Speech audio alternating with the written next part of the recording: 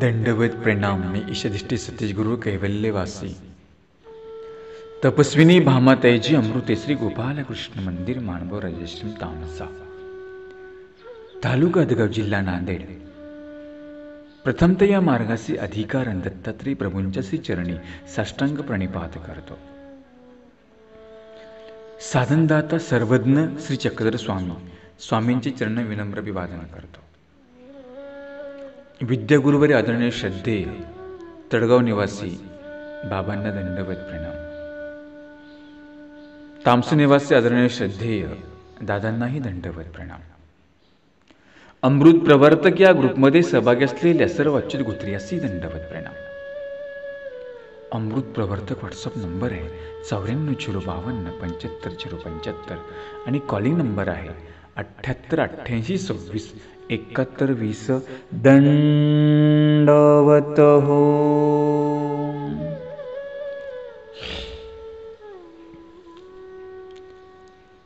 शांतीबाईसा भेटी. लीळा क्रमांक 217. शांतीबाईसा भेटी. शांताबाईसाची आणि स्वामींची भेट झालेली आहे. तसं शांताबाईसा हे स्वामींनी ठेवलेलं नाव, तसं पूर्वी बाईसांचं नाव हे माईबाईसा, परंतु शांतीबाईसा हे नाव मग कसं झालं आपण ह्या लीळेमध्ये पाहणार आहोत. शांतीबाईसे ती वसमतीसी होती. शांतीबाईसा जे होत्या यांचं गाव वसमत. वसमत म्हणजे तर परभणी जे आहे, तिथे परभणी जिल्ह्यामध्ये वसमत हे गाव, वसमत हा तालुका आहे.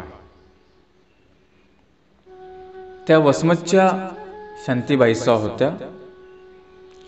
ती नाव माईबाईसे. त्यांचं नाव माईबाईसा असं होतं, म्हणजे पूर्वीचं नाव माईबाईसा असं होतं त्यांचं. शांताबाईसा हे नाव नंतर झालं. ते का झालं आपण ते पुढे पाहणार आहोत.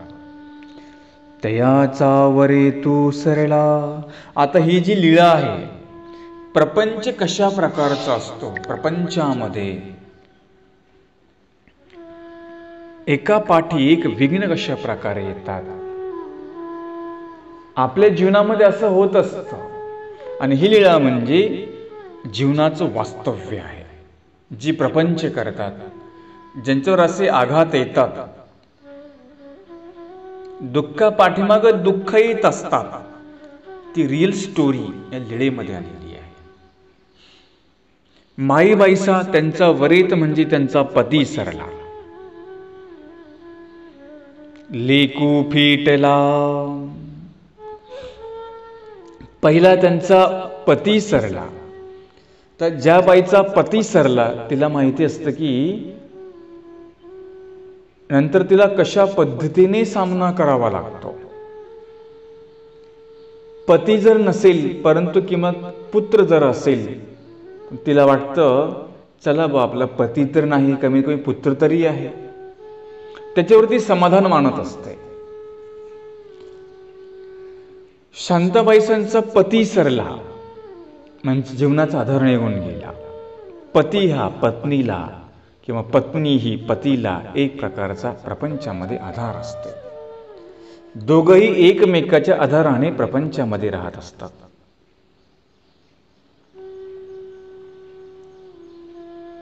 इथे तिचा जो आधार होता तो पती, म्हणजे प्रपंचातला आधार सांग. तसा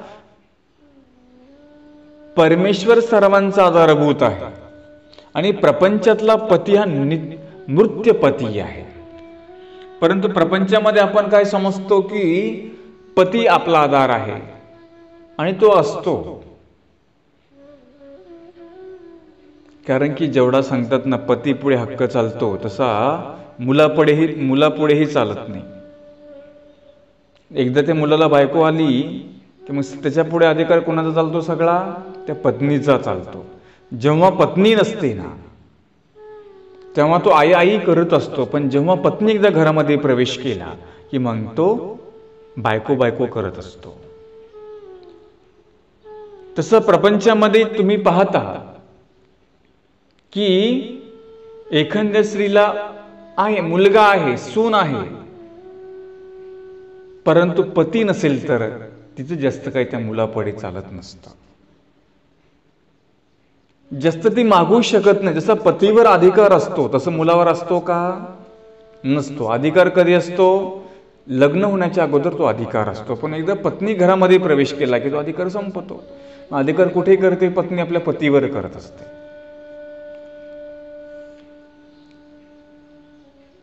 मग तिचा जो आधार होता, जो पती, त्या माईबाईचा पती सरला.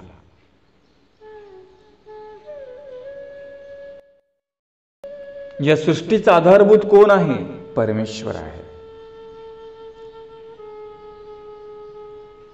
जसा सांगितलं की बाई, परमेश्वर तुमचा नित्यपती. खरा पती कोण आहे? परमेश्वर आहे. नित्यपती. नित्य म्हणजे निरंतर. म्हणजे हा जो परमेश्वर आहे, हा परमेश्वर जीवाला दुःखातून मुक्तता करतो आणि सुख देत असतात. परमेश्वर जीवाला जीवनमुक्त करून, बंधमुक्त करून त्याला आपला आनंद देत असतात. नित्य म्हणजे कदाही त्याला नाश नाहीये. नित्य निरंतर सदा सर्व काळ आहे. त्याला काही नाश आहे का? परमेश्वराला नाश नाहीये. म्हणून तो नित्यपती म्हटलेला आहे. इथे प्रपंचामध्ये आपण समजतो हाच सगळा आपला पती आहे, हाच आपला सर्वस्व आहे, असं आपल्याला वाटत असतं. मग त्या माईबाईचा जो पती तो सरला. लेक आता काही दिवस निघून गेले आणि काही दिवसानंतर लेक फिटला, म्हणजे तिचा मुलगा मरण पावला. आता पहिला पती मरण पावला, ते दुःख आता पचवलं. काही दिवस गेले, पण काही दिवसांनी दुसरा आघात केला, तो म्हणजे मुलगाच मरण पावला. ज्या बाईला पतीही नसेल, मुलगाही नसेल, तिचे काही प्रपंचामध्ये हाल असतात, हे आपण पाहत असतो. परंतु लक्षामध्ये ठेवा, जो परमेश्वराचा नामधारक आहे, जो परमेश्वराशी शरण गेलेला आहे, नसना का पती का नसेना, मुलगाही नसेना, परंतु तिच्याकडे परमेश्वराचा धर्म असेल, परमेश्वराची साधना असेल, तर ती सुद्धा आपला जीवन प्रवास ती स्त्री निश्चितपणे चांगला करू शकते. असंही प्रपंचामध्ये आपण पती नाही, मुलगा नाही, एकटीच ती स्त्री आहे, पण तिच्याकडे धर्म आहे. धर्म असल्यामुळे परमेश्वराने तिला बरोबर तिचं तारण केलेलं आहे.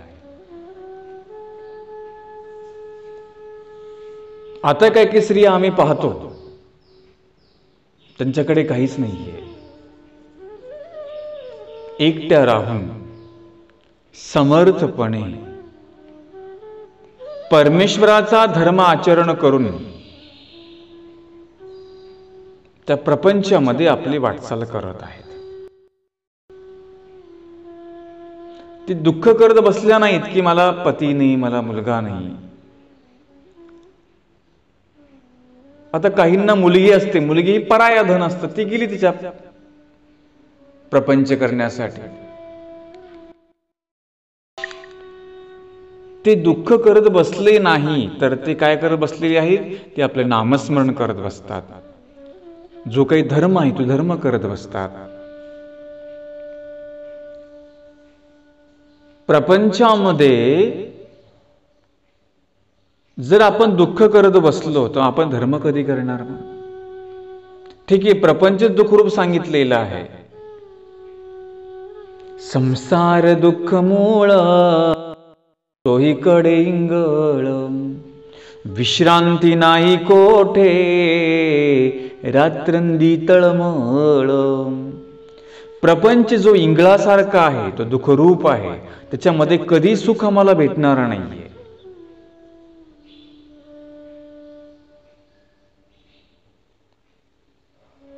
मग जो दुःखरूप सांगितला त्या प्रपंचामध्ये मनाला शांती पाहिजे असेल, समाधान पाहिजे असेल, तर आम्हाला परमेश्वराचं नामस्मरण करावं लागेल की नाही? त्या देवाचा आठव आपल्याला करावं लागेल की नाही?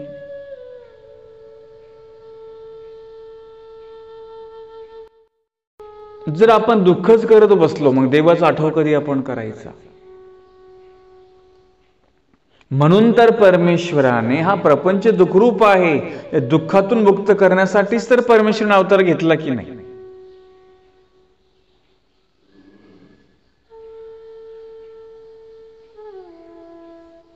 म्हणून आपल्यावर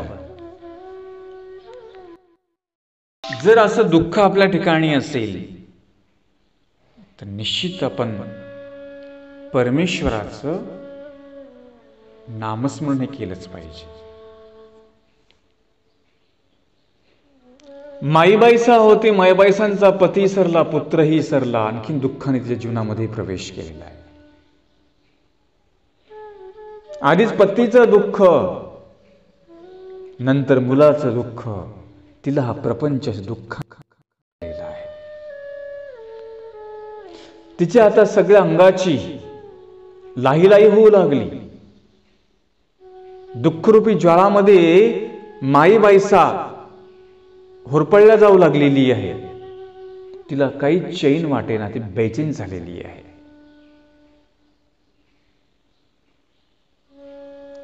धन होते ते राबुळे नेले. जे धन होत, जे काही संपत्ती, आता ही बाई श्रीमंत होती.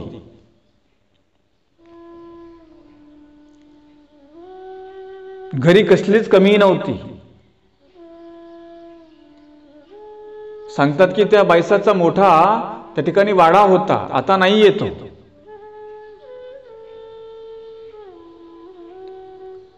धन संपत्ती द्रव्य अमाप होतं, काही कमी नव्हतं. परंतु हे दुःख जीवनामध्ये होतं. कोणतं? पती नाही, मुलगा नाही. जे काही धन होतं ते रावळे नेले, ते कोणतरी असे घेऊन गेले राहिले.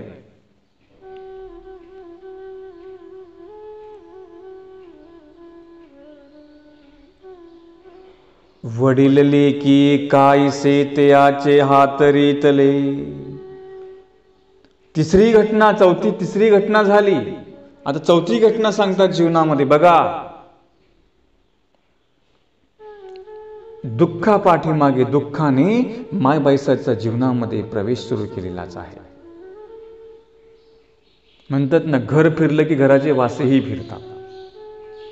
म्हणजे तुमच्या घरामध्ये जर एका दुःखाने एकदा जर का प्रवेश केला तर काही सांगता येत नाही. दुःख पाठीमागे दुःख जीवनामध्ये प्रवेश करत असतात. माईबाईच्या जीवनामध्ये सुद्धा असं झालेलं आहे. वडील लेकी, तिला 2 मुली होत्या. जी धाकटी मुलगी होती एकाईसा, त्याचे हात रीतले, म्हणजे ती सुद्धा विधवा झाली. ती सुद्धा घरी आलेली आहे. तिचा पण नवरा मरण पावला. ती सुद्धा त्या लोकांनी घरी आणून सोडली. प्रपंचामध्ये पाहतो, ज्या काही मुली विधवा झालेल्या आहेत त्यांना लगेच कुठे ते घरचे तुम्ही तुझं बघ म्हणतात, काय करायचं ते कर. आणि लगेच तिला काय करतात, तिच्या आई बापाच्या हवाले करून देतात. त्यामुळे तिला त्रास करतात. त्यामुळे बिचारी, तिला आता मजबुरी असते. ते म्हणजे कुठे आता इकडे यांचे बोलणे खाण्यापेक्षा, मार खाण्यापेक्षा चला आपल्या आई वडिलांकडे.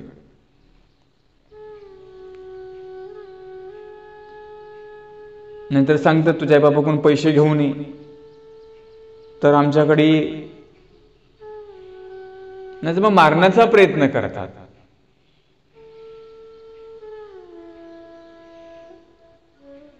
ही जी एकाईसा होती, हिला सुद्धा तिच्या घरच्यांनी सांगितलं, बाई तू तुझ्या आता घरी निघून जा, तू काही इथे राहू नको.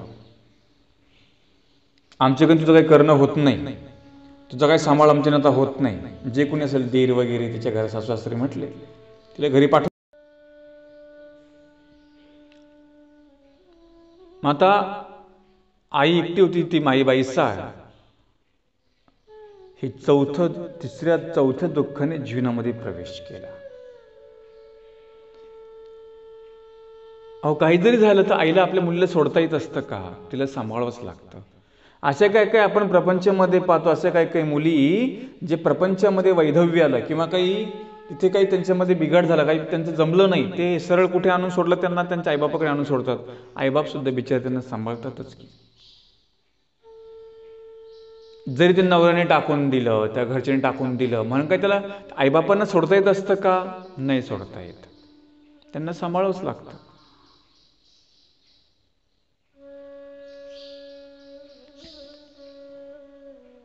नंतर धाकुटे लेकी जस मायसी तिये कावरे लागले वरे तान आवडती. आता पाचवी गोष्ट माईबाईच्या जीवनामध्ये घडली. तिची जी लहानी मुलगी होती जसमाईसा, तिला कावरे लागले म्हणजे ते काहीतरी वेड्यासारखी करू लागली. मग ती वेड्यासारखी करते म्हणून तिच्या घरच्यांनी काय केलं, ती वेड्यासारखी करू लागली म्हणून ती तिच्या नवऱ्याला आवडत नव्हती. दिसायला चांगली होती पण ते वेड्यासारखी करू लागली की मग नवऱ्याला ती आवडती झाली. सासू सासऱ्यांना आवडती, सासू सासऱ्यांना ती आवडत नव्हती. देरांना आवडती, तिचा जो देर होता त्याला पण ती आवडत नव्हती. तेही दवडली म्हणजे तिला सुद्धा घरी पाठवून दिलं. बघा, जोपर्यंत चांगलं असतं की नाही तोपर्यंत सगळ्यांना गोड वाटतं. मग चांगल्या वस्तूमध्ये बिघाड झाला की ती सुद्धा वस्तू आपल्याला आवडत. जसमाईचं दिसायला चांगली होती, सगळी कामं करायची, पण तिला वेड लागलं, तिला काय पिसं लागलं, मग ती नवऱ्याला आवडत नव्हती. सासू सासरे सगळीचा रागराग करायची आणि सांगितलं की जा तुझ्या आई वडिलांकडे, इथे काही राहू नको, तू आता विडी झालेली आहेस. मग जीव किती स्वार्थी आहे हो. आपला स्वार्थ फक्त पूर्ण करण्यासाठी आपण त्याचा वापर करत असतो. आपला एकदा स्वार्थ पूर्ण की आपण काय करतो, त्यांना बाजूला करून देत असतो. ज्या पतीने सात गाठी बांधतात की नाही तुमच्यामध्ये, म्हणजे सात गाठी म्हणजे काय, 7 जन्माला कधी सोडणार नाही. जरी काही हिच्यावर विघ्न आलं, जरी काही हिच्यावर संकट आले, तर तो पती काय म्हणत असतो की हिला मी सोडणार नाहीये. फक्त आजकाल बांधताना 7 गाठी बांधतात, एकच गाठ पडली की लगेच होते, सोडून देतात, तू तिकडं मी इकडं.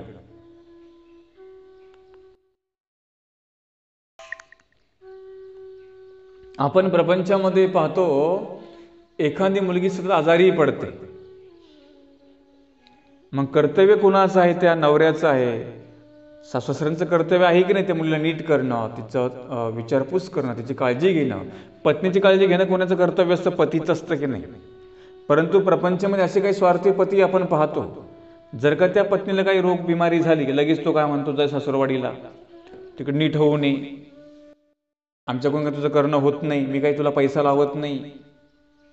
बायको याची पाठवतो कुठे, आईबापाकडे.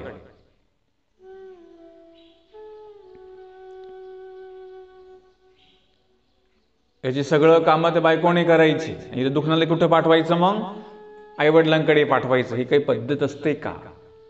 आता काय आम्ही पाहतो, दिसतं मला प्रपंचामध्ये, तिला काय वेड लागलं किंवा तिला काही बिमारी जडली तर काय सांगतात, तिला ना खुशाल आईबापांकडे पाठवून देतात. चांगलं झालं की परत घेऊन यायचं, वागलं की परत तिकडे पाठवायचं. म्हणजे प्रपंचामध्ये जीव किती स्वार्थी आहे. अरे आपण जर तिच्यासोबत 7 गाठी बांधल्या ना, आपण तिला सोडलंच नाही पाहिजे. मग तुम्ही काय पतीचा धर्म निभवता का? ती पत्नी तरी निभवत असते. ते म्हणजे किती जरी इथे दुःख मला आलंय, किती जरी मारलं तर तुला सोडून जात नाही, अशा काही स्त्रिया असतात, त्या पतीचा धर्म निभवत असतात. पण कोण, एखादी असेल संस्कारी,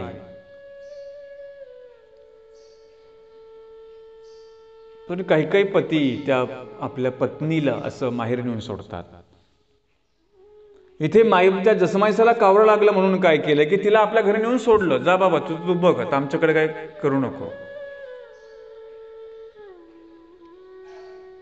जीव स्वार्थी आहे, फक्त तो आपला स्वार्थ पाहणार आहे.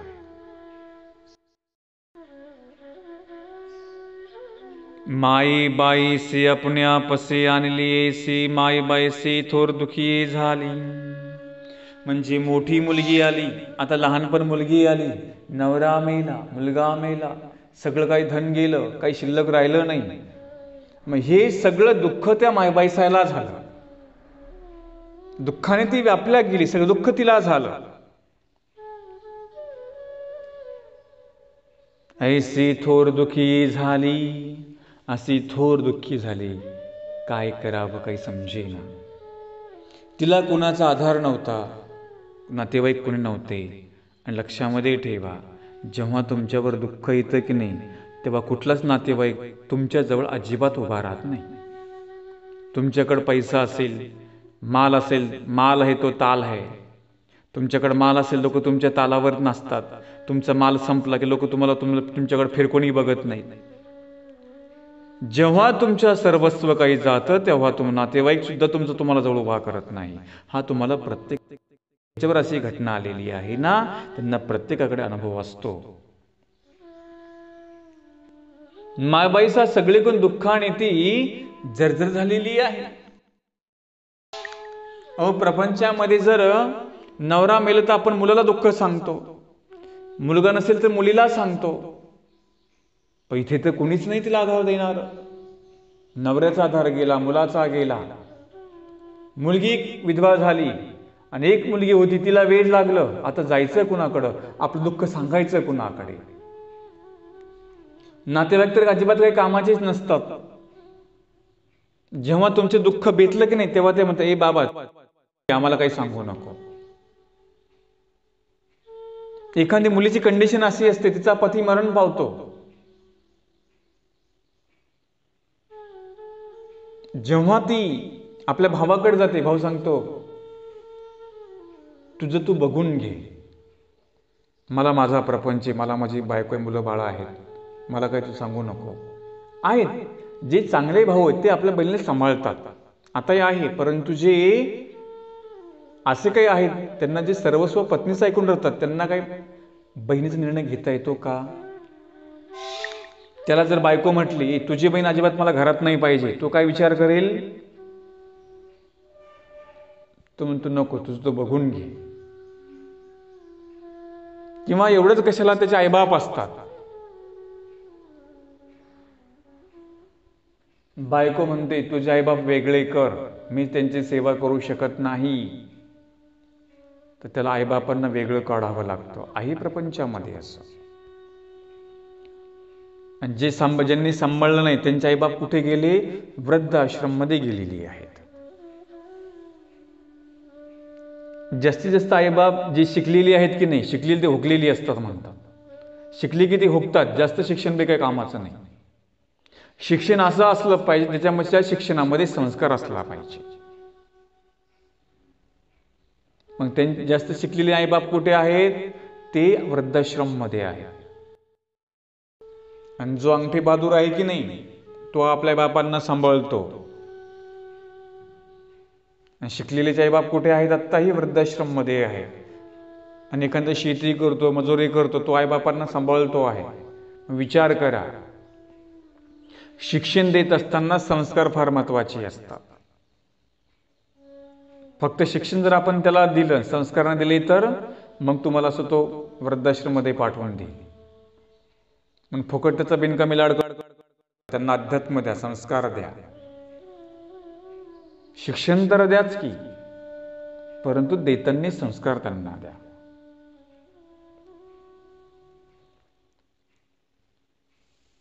दोन्ही मुली मायबासाकडे आल्या, थोर दुखी झाली, काय करायचे विचार करू लागले.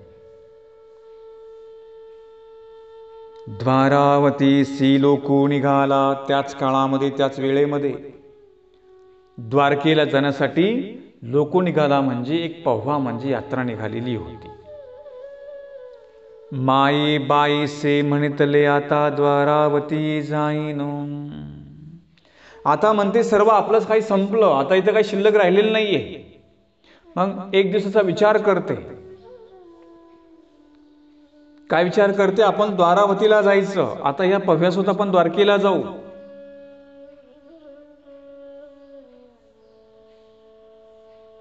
आणि त्या द्वारकेला गेल्यानंतर एक पाठीसी बांधेन, ती म्हणते एका मुलीला मी पाठीला बांधते. एक पोटीसी बांधेन, एका मुलीला मी पोटाला बांधेल. मामी रिगीन समुद्रामध्ये, आणि मग या दोघींना घेऊन मी समुद्रामध्ये उडी मारेल. म्हणजे मी काय करेल? आता मी आत्महत्या करेल. समुद्र बुडून जायचं म्हणजे आत्महत्या करायची, वापस पुन्हा इकडे यायचं नाही. असा त्यांनी मनामध्ये विचार केला. स्वतःलाही संपवायचं, आपल्या ज्या मुली आहेत त्यांनाही संपून टाकायचं. यांना तरी पाठीमागे ठेवून काय करू मी? यांना कोण लक्ष देणार आहे? एकीचा नवरा विधवा झाला, तिला तर घरातून काढून दिलं. दुसरी जी आहे तिला तर वेड लागलं, हिची पुन्हा काय गॅरंटी आहे? तिला तरी कोण सांभाळेल? आपण बी मरायचं आणि यांना सुद्धा घेऊन मरायचं, असा मनामध्ये विचार केला. आपण सुद्धा आता कधी कधी अशा वार्ता ऐकत असतो की त्यांनी परिवारासहित संपूर्ण घेतलं, परिवारासहित गळफास केला, परिवारासहित विष प्राशन करून घेतलं.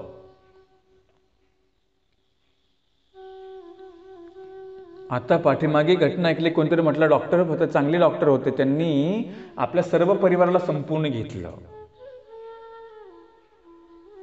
डॉक्टर किती शिकलेला असतो, त्याला म्हटले काहीच कमी नव्हतं, पैशाला कमी नव्हतं, संपत्ती भरपूर होती, पण काय त्यांनी सगळे संपूर्ण घेतले. असं काही दुःख माणसाला जीवनामध्ये येतं की तो टोकाचा विचार करत असतो. पण लक्षामध्ये ठेवा, जरी काही तुम्हाला असे विचार आले तर टोकाचे निर्णय कधी घ्यायचे नसतात. म्हणजे आत्महत्या करण्याचे निर्णय कधी जीवनामध्ये घ्यायचे नसतात. आपल्याकडे पर्याय आहेत ना. एखाद्याला वाटलं की आपण आत्महत्या करावी, एखादा उपदेशी आहे, उपदेशाला असं वाटणं नाही, पण जर वाटलं, जर तुमच्या जीवनामध्ये काही दुःख आलं, आता सरळ मार्ग आहेत की नाही, आपण मार्गामध्ये जा. एखादी स्त्री आहे, नवऱ्याने सोडून दिलं, नांदवत नाही, जा ना मार्गामध्ये, दीक्षा घे, कशाला बसते प्रपंचामध्ये दुसरा नवरा करत? तुझा कोणी सांभाळ करत नाही का? दे सोडून तिकडे, ये मार्गामध्ये, तुला मार्ग सांभाळेल.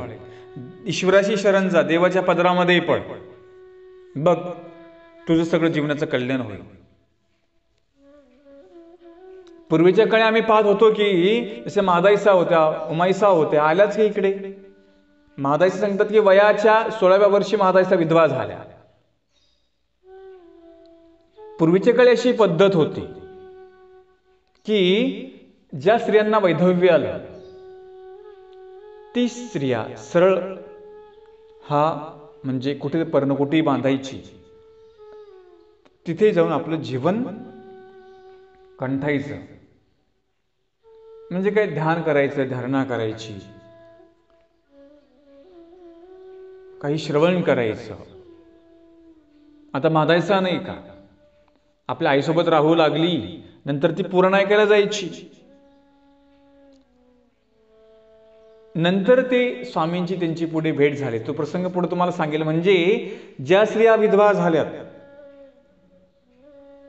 ते अशा प्रकारे आपला पुढे धर्म करत असत. आत्ताही बरेच प्रपंचामध्ये असे आहेत, ज्या बऱ्याच प्रपंचामध्ये बसून आहेत. बरेच जण मला फोन करतात,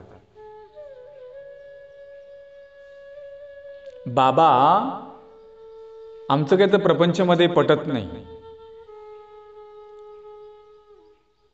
किंवा ते आईवडील सांगतात की बाबा मुलगा आमचं ऐकत नाही. मी सांगतो तुमचं आता मुलं लग्न झालंय ना, घरी कशाला बसले, जा ना मार्गामध्ये. एक संदर्भ तुम्हाला मी सांगितला, म्हणजे अशा पूर्वीच्या स्वामींच्या काळामध्ये आपण जेव्हा चरित्रामध्येही पाहतो तेव्हा ज्यांना वैधव्य प्रपंचामध्ये आलं ते डायरेक्ट असे कुठेतरी पर्णकुटी बांधायची किंवा मग काही पुराण ऐकायचं, म्हणजे पुढचा जो काळ आहे तो आपला तो काळ धार्मिक कार्यामध्ये व्यतीत करत असेल. तसं अन्न संप्रदायामध्येही करतात ते मादाचं पुराण ऐकायचे की नाही, तसं आपल्याही मध्ये या संप्रदायामध्ये अशा काही स्त्रिया आहेत किंवा ज्यांचं काही प्रपंचामध्ये जमलं नाही, त्याही अशा काही मुली आहेत, उपदेशी घरामध्ये आहेत. त्यांना एक माझं सांगणं आहे, जर तुमचं प्रपंचामध्ये काही जमत नसेल तर आपण सुद्धा हा मार्ग पत्करायचा. एक उपदेशी होत्या, त्यांनी मला फोन केला, म्हटले बाबा असं नाही, असं झालेलं आहे, नवऱ्याचं काय माझं पटत नाही, मी खूप सांगून बघितलं आणि मला वाटतं म्हणे काहीतरी करून घ्यावं. म्हटलं तुम्ही कोण आहात? त्यांनी बाबा मी उपदेशी आहे. युट्यूबहून त्यांनी माझं दत्तचरित्र ऐकलं, त्यांनी मला फोन केला. मग त्यांना विचारलं तुमचं वय काय आहे? त्यांनी सांगितलं आता माझं वय 32-35 माझं वय आहे म्हणे. तर म्हटलं मग तू आता कशाला परपंच भानगडीमध्ये पडते? अरे तुझ्याकडे पुढचं आयुष्य आहे ना, तू उपदेशी आहे तर एखादा तू आपल्या पंथाचा अभ्यास, जवळ कुठे मार्ग असेल त्या मार्गामध्ये जा, पहिला अभ्यास कर, नको तो डायरेक्ट मार्गामध्ये. तिथली माहिती करून घ्या आणि तुमचं जे पुढचं आयुष्य आहे ते चांगल्या प्रकारे व्यतीत करा. देवाला शरण जा, दीक्षा घ्या, अनुसरण घ्या. हे तुमच्याकडे मार्ग नाही का? म्हटलं कशाला संपवायचा विचार कर. नवऱ्यांनी सोडलं म्हणून काही काही अशा मुली आहेत स्वतःला संपवण्याचा विचार करतात. आपण कर्मराठीमध्ये पाहतो, समाजामध्ये पाहतो, असे काही स्त्री आहेत, नवरे सोडून दिलं किंवा घटस्फोट झाला लगेच ते काय करतात, काहीतरी स्वतःला आत्महत्या करून घेतात. त्यांना वाटतं सगळं आता संपलं. अरे नाही, हे जीवन एवढे चांगले पुढे आहे ना. त्यांना तरी मार्ग माहीत नसतो, परंतु आपल्या मानव संप्रदायामध्ये हा मार्ग नाही का तुम्हाला? तुम्ही एखाद्या स्थानाजवळ जा, सेवा करा किंवा मार्गामध्ये जा, तिथे अभ्यास करा, शास्त्र श्रवण करा. हा तुमच्याकडे संधी आहे ना. मना वेगळं काही विरुद्ध झालं म्हणून आत्महत्या करायची नसते. माईबाईसांनी हाच विचार केला की आता आपलं सगळं संपलं, आपण आत्महत्या करायची आहे, म्हणून त्यांनी सगळी तयारी केली. म्हणून जर असा आपण विचार करायचा नाहीये, जर असा विचार कुणाला येत असेल, जर कुणाचा घटस्फोट झाला असेल किंवा काही बिघडलं असेल, पुन्हा प्रपंच भानगडीमध्ये पडू नका. म्हणजे जिला आवड नसेल तिने भानगडी पडूच नका. तिने मस्त सगळं देवधर्म करा आपला. आता ही प्रवचन तुम्ही श्रवण करा, अभ्यास करा आणि पुढे काय करायचा हा निर्णय तुम्ही घेऊ शकता. आहेत अशा बऱ्याच स्त्रिया आहेत, त्यांना वैधव्य आलेलं आहे, पण आपल्या घरी बसून आहे. कशाला घरी बसता? त्या भावजाईचे बोलणे खाता, त्या भावाचे बोलणे खाता. आपलं जर काही सरळ मार्गामध्ये जायचं, पण तुम्हाला वाटतं मार्गात गेल्यावर आमचं कसं होईल? अरे तुमचा देवावर विश्वास नाही का? आता आम्ही मार्गामध्ये राहत नाही का? उलट तुम्ही जर देवाशी शरण गेलात किंवा म्हटलं एका देवा मी तुझी आता होते आहे असं बघा, तुम्ही मार्ग सुरुवात करा, बघावर तुम्हाला बरोबर सहाय्य होईल. पण आपण ती करतच नाही. पण काही काही धाडसी स्त्रिया आहेत, त्यांनी मात्र अशा प्रकारची पावलं उचललेली आहे. एवढंच कशाला, आता काही ज्या शिकलेल्या मुली आहेत, म्हणजे ज्यांचं काही लग्न झालं नाहीत, आता काही मुली चांगल्या प्रकारे अभ्यास करतात. मुंबईमध्ये पाहिलं, खानदेशमध्ये तो प्रकार आहे, घेतात, त्यांची प्रवृत्ती मार्गात जाण्याची होते. आता एक मुलगी आहे, ती साक्षी नावाची, साक्षी पटेल, शिरपूरची. बघा, तिच्या आई वडिलांनी तिला इतकं उत्तम घडवलं. तिने मला सूत्रपाठाचं पूर्ण पाठांतर दिलं, मनन घोक तिने मला दिलेलं आहे.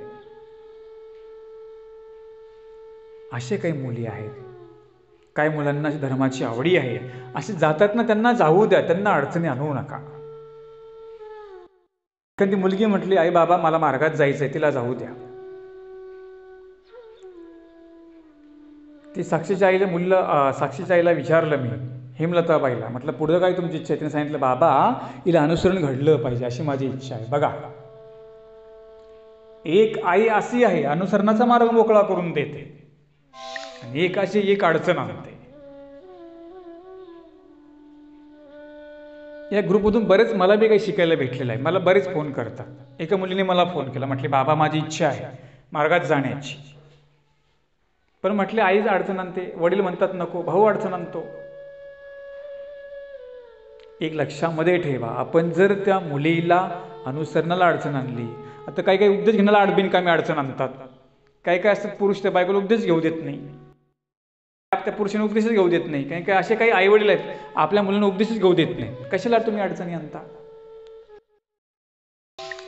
ती जर चांगल्या मार्गावर प्रवृत्त होत आहेत तर जाऊ द्या ना. अरे ती मार्गात जाता म्हणतायत तर जाऊ द्या त्यांना. जर कुठे गेली दुसरीकडे पळून मग तुमचं बरं होईल का? ती जर म्हणते मला मार्गात जायचं आहे, मला अभ्यास करायचा आहे, ती जर म्हणते मला उपदेश घ्यायचा आहे, तिला त्यांना अडचणी आणू नका. आणि विचार करा, जर का तुम्ही त्यांचं बळ जर त्यांना प्रपंचामध्ये ढकललं, जर तिचं उद्या काही बरं वाईट झालं, आता दिलं तिला तुम्ही लग्न लावलं, काहीच कसं वायफट निघाला किंवा काही झालंच, तर मग याला जबाबदार कोण? तुम्ही आहात. म्हणजे ती मुलगी चांगल्या मार्गाला चाललेली होती किंवा तो मुलगा चांगल्या मार्गाला चाललेला होता, तुम्ही त्याला बळजबरी प्रपंचात ढकललं. ज्यांनी ढकललं तो पहिला पापी, अनिष्ट लागणार. एक तर धर्माला अडचण आणली, दुसरं तुम्ही अनुसरणाला अडचण आणली. अरे ती मुलगी जर उद्या मार्गात गेली, एखादी संत होऊ शकते, साध्वी होऊ शकते, नाही का? आमच्या मादाई साहेब बघा, एक पंथाची विदुषी मादासी झालीच की नाही. तिला दादोस अडचण आणूच लागले ना, परंतु तिने देवाचं ऐकलं. ती दादोसांना भांडून तिकडे स्वामींकडे गेली. चांगल्यासाठी भांडता यायला पाहिजे. जर तुमचे आईबाप तुम्हाला विरोध करत असतील मार्गासाठी, त्यांना भांडा. म्हणजे त्यांची पहिली त्यांना परवानगी विचार, डायरेक्ट भांडू नका ना. त्यामध्ये बाबांनी भांडणं लावली की काय, त्यांना पहिलं विचारा. जर तुमची प्रवृत्ती असेल मार्गात जाण्याची, काहीतरी देव प्राप्त करण्याची, काही आचरण करण्याची, तर त्यांना म्हणा. तुमचे गुरु असतील त्यांना ती समस्या तुम्ही सांगा. परंतु मुलींना अडचण आणायची नाही. एखाद्या आता आई वडील आहेत, त्यांचं काही काम नाही प्रपंचामध्ये, त्यांना जाऊ द्या मार्गदीक्षा घेण्यासाठी, पण काही काही त्यांना बिनकामी थोपून ठेवतात. काही नाही, त्या सुनीला वाटतं माझे लेकर खेळवले पाहिजे, पोराला वाटतं उद्या मला समाज काय म्हणाल, याला सेवा करण्याची काय अजिबात प्रवृत्ती नसते, पण लोकांसाठी काय करतो तो, ती घरी ठेवून घेतो. सेवा तर अजिबात काही करणार नाही. म्हणजे आपल्या स्वार्थासाठी त्यांचा वापर करू नका, हे लक्षामध्ये ठेवा. जाता येत ना, त्यांना मार्गामध्ये जाऊ द्यायचं. मुद्दा तुम्हाला मला सांगायचा आहे की माईबाईचा प्रमाण अशा घटना उद्या झाल्या तर मग कोण जबाबदार, हे तुम्हाला मी पार्श्वभूमी सांगतो आहे. तिला तर काही जाणीच नव्हती, पण नंतरच्या जीवनामध्ये हे प्रसंग आले. परंतु आपल्या जीवनामध्ये असे प्रसंग आता येऊ शकतात, काहींची आलेली आहे. आपण समाजामध्ये पाहतो, म्हटले परिवार आत्महत्या केली, गळफास घेतला, चांगली चांगली लोकांनी ही कामं केली. पैसाच काही सर्व देऊ शकत नाही, समाधानही पाहिजे. मायबायसाला काही कमी होतं, काही फुल प्रॉपर्टी, प्रचंड पैसा होता, परंतु हे दुःख ते जीवनामध्ये कोसळलं की नाही, त्याने विचार केला आता आपल्याला समजून टाकायचं. म्हणून जर असा कोणाला विचार येत असेल तर त्यांनी मार्गात जाण्याचा प्रयत्न करा. नसेल तर मला संपर्क करा. तुमच्या काही समस्या असेल मला सांगा, मी तुम्हाला मार्ग दाखवेल. तुम्हाला नाही एखाद्या बाबांना म्हणू वाटलं, तुम्ही माझी प्रवचन श्रवण करता, तुम्ही मला सांगा बाबा माझी अशी समस्या आहे, मला मार्गात जायचं आहे, काय करता येईल मला विचारा. माझा नंबर आहे तुमच्याकडे, मला विचार. बरेच जण मला विचारतात, म्हणजे ह्या गोष्टी मला उक्त केल्या होत्या, त्यासाठी मी हा तुमच्याकडे रेफरन्स संदर्भ मांडलेला आहे. अशी काही मला फोन येतात. अशा काही मुली आहेत, काही मुलं असे बेचैन आहेत, ती मला विचारतात. म्हणून तुम्ही स्वतंत्र, तुम्ही काय करायचं ठरवायचं, प्रपंच करायचा की परमार्थ तुम्ही ठरवायचं आहे, तुमच्या हातामध्ये आहे. असं नाही की तुम्ही जन्म घेतला म्हणजे प्रपंचच केला पाहिजे. एखाद्या बाईच्या नवऱ्याने एखाद्या बाईला असा नियम आहे का लग्न दुसरं लग्न तो केलंच पाहिजे असं काही नियम नाही ना. तू पुढे धर्मही करू शकतेस. चरित्र प्रमाण आहे, उमाईसा आबाईसा,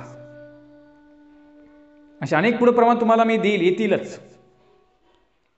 म्हणून जर काही समस्या असेल मला तुम्ही सांगू शकता. नाही तुम्ही एखाद्या मोठ्या बाबांना आपल्या वाटतं बघ कसंही डायरेक्ट कोणाला कसं म्हणावं, मला कॉन्टॅक्ट करा, मी तुम्हाला मार्ग दाखवेल, एवढं मात्र गॅरंटी देतो. परंतु असा टोकाचा विचार कधीही करायचा नाही.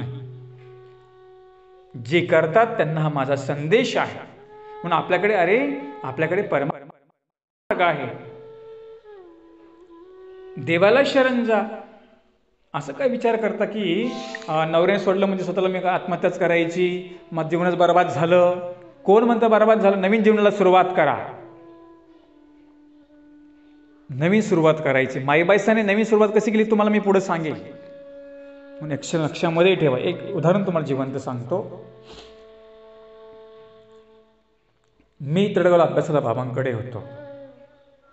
आमचे गुरुवर्य दादाजी तामसा निवासी दादांनी आणि कैवल्याशी ताईंनी मला बाबांच्या हवाली केलं. तिथे अभ्यास घेत असताना एक मुंबईची मुलगी तिथे मार्गामध्ये सुट्टीसाठी येत असत आणि मग ती तिथे घोप घ्यायची, राहायची. तिला ती मार्गाची आवडी संचरली. आवडी संचरल्यानंतर ती आता मोठी झाली. मग लग्नाचे दिवस आले. तिच्या आईवडील तिला म्हणायचे, बाई तू लग्न करायचं आहे. तिने सांगितलं लग्न मला करायचं नाही. मग ती हट्टाला पेटली. तिने सांगितलं मला लग्न म्हटले बाबांकडे. आमच्यासोबत ती गीता घेत होती, सूत्रपाठ घेत होती माझ्यासोबत. आणि मग असं करता करता तिला बळजबरी घरी घेऊन गेले. त्या मुलीचं लग्न लावून दिलं. इच्छा नव्हती लग्न लावण्याची, लग्न लावून दिलं. बरेच दिवस निघून गेले आणि त्या मुलीला एक काहीतरी आजार प्राप्त झाला. म्हणजे तिने फक्त तापीची गोळी खाल्ली म्हणून तिला रिॲक्शन झालं. त्या मुलीचं पूर्ण अंग असं सडत गेलेलं आहे. आम्ही ती घटना पाहिली, त्या मुलीला आम्ही बघितलं. आणि मग शेवटी ती म्हणजे तिला ॲडमिट केल्यानंतर तिला तिचे जे बाबा आहे, तळगावचे बाबा, त्यांनी तिला बोलून घेतलं. त्यांनी सांगितलं आता तरी मला अनुसरण घडलं पाहिजे. बरीच मग ती मुलगी जवळ नंतर तिथे तिला व्याधी झाल्यानंतर 8 दिवस ती मुलगी चांगली राहिली. उठायची, बसायची, चांगली फिरायची. हॉस्पिटलमध्येच मग तिला तिथे दीक्षा दिली हॉस्पिटलमध्ये. चांगली 8 दिवसानंतर ती चांगली राहिली बरं का मुलगी. नंतर ती 8 दिवसानंतर तिला एवढं इरेक्शन झालं, ती मुलगी संपल्या गेली. आणि मग त्यांच्या आईवडिलांना तेव्हा पश्चाताप झाला. त्यांनी सांगितलं बाबा जर आम्ही तेव्हा मुलीचं ऐकलं असतं, खूप तिने आग्रह केला, पण आम्ही तिला जबरदस्तीने समाज काय म्हणेल, लोक काय म्हणेल यासाठी आम्ही त्या मुलीला प्रपंचामध्ये ढकललं. आज माझ्या मुलीला ही पाळी आलेली आहे. डोळ्यामध्ये अश्रू आहेत. आज जर ती मुलगी चांगली असती तर तिला आटण घडलं असतं, तिला अभ्यास घडला असता, ती एक पंथाची फार मोठी विदुषी झाली असती. अनुसरण तिला घडलंच की शेवटी, पण तो भाग नाही. परंतु तिला प्रपंचात कसं ढकललं हे उदाहरण तुम्हाला मी सांगतो. आणि ते आईबाप एवढे पस्तावले. आज त्या आईबापांनी सुद्धा दीक्षा परमार्गामध्ये घेतलेली आहे. त्यांचा पूर्ण समाज अन्य होता तो, परंतु ते दुःख त्यांना मात्र नेहमी मनात सलत राहिलं की नाही, सलत राहिलं ते दुःख. ते आपली मुलगी असती तर आपण ती डोळ्याने बघू शकलो असतो, आपण तिला अडथळा आणला, आपण तिला अडचणी आणल्या. म्हणजे तुम्हाला मी मुद्दा उदाहरण सांगितलं जिवंत, की जर आपण अशा एखाद्या अनुसरणाला जातोय, मुलगा मुलगी जर कोणी जातो आहे, जर अनिष्टाला त्याचा असा अडथळा आणला, जर अशी घटना झाली तर जबाबदार कोण राहील? आपण. म्हणून जे मुली जातो म्हणतात मार्गात त्यांना जाऊ द्यायचं, जी मुलं जातो मग त्यांना जाऊ द्यायचं. आपल्या आईवडिलांचं काही काम नाही घरी, ते जातो म्हणतात त्यांना अडचण कुणीही कुणाला आणायची नाही. मग ते अनुसरणासाठी असेल, ती उपदेश घेण्यासाठी असेल, किंवा ती मार्गात राहण्यासाठी असेल. न जाणं उद्याची आपला मुलगा काय होऊ शकतो, अधिकरण होऊ शकतो, आपली मुलगी उत्तम साध्वी होऊ शकते. काय सांगता येतं का? कुणाचा अधिकार, त्यांचा अधिकाराला म्हणून ते जातो म्हणतात. असं कोणी जातो म्हणतं का मार्गामध्ये? अरे त्यांचा ज्यावेळेस प्रपंच करण्याची वेळ आहे ती मार्गात जातो म्हणतात. का बरं? त्यांचा अधिकार तसा आलेला आहे. नाही का पाठीमध्ये सांगितलं, आमची जी भगिनी ती सुनते अमृती सुद्धा अशी मार्गामध्ये आलेली, अधिकार आलेला आहे. अशा मुली मार्गामध्ये येतात. उदाहरण तुम्हाला मी सांगितलं. म्हणून जर असे जर काही तुमच्याकडे संदर्भ असतील, जर तुम्हाला कोणी जातो म्हणत असतील तर त्यांना मार्गामध्ये जाऊ द्या. पुढे नंतर माईबाईसांचं काय झालं, म्हणजे मला मुद्दा सांगायचा, टोकाचा विचार कोणी असा करायचा नाही. ज्यांना असा विचार येतो त्यांना मार्ग आहे, त्यांना ईश्वर आहे, त्या मार्गाची आपण सेवा करू शकता, देवाची सेवा करू शकता आणि जीवन व्यतीत करू शकता. माईबाईसांचं पुढे काय झालं आपण ते उद्या भागामध्ये पाहणार आहोत.